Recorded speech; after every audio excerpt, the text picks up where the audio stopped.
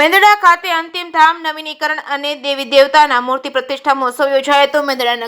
મેંદડા નગરની સોનાપુરી સમિતિ દ્વારા સમગ્ર કાર્યક્રમનું આયોજન કરાયું હતું. મેંદડા નગરના અંતિમ ધામ વર્ષો જૂનું અને ખડખડધજ હાલતમાં ફેરવાયું હતું, જેનું નવીનીકરણ કરવું ફરજિયાત થયું હતું. ત્યારે સરકાર દ્વારા રાજકીય રીતે પણ કોઈ પણ નેતાઓ આગળ આવ્યા ન હતા. ત્યારે એક બેઠક બોલાઈ હતી, જેમાં સોનાપુરી સમિતિ દ્વારા બનાવવામાં આવી હતી. સોનાપુરી સમિતિ દ્વારા વિવિધ સમાજના લોકો સાથે બેઠક યોજી સોનાપુરી નવીનીકરણ માટે આયોજન કરવામાં આવ્યું હતું. હિન્દુ સમાજના દરેક લોકોના સાથ સહકાર અને દાનની સરવાણી વહેતી થઈ હતી, જેના દ્વારા અંતિમ ધામની નવીનીકરણ શક્ય બન્યું હતું. આજે મેંદડા પટેલ સમાજ ખાતે ભવ્ય શોભાયાત્રાનું આયોજન કરવામાં આવ્યું છે. હિન્દુ સમાજના કુલ 18 દેવી દેવતાઓની મૂર્તિઓ વાતે ગાતે ડીજેના તાલે નગરના મુખ્ય રાજમાર્ગો પર શોભાયાત્રા ફરી હતી. 18 આલમના લોકો ઉપસ્થિત રહ્યા હતા. આ શુભ અવસરે નગરના લોકો દ્વારા ધામધૂમપૂર્વક ઉજવણી કરવામાં આવી હતી. વિવિધ વિસ્તારની મહિલા મંડળ દ્વારા રાસ ગરબાની રમઝટ બોલાવી હતી. શોભાયાત્રા રૂટ પર શરબત, ચા વગેરે સહિતની વિવિધ સેવાઓ કરવામાં આવી હતી.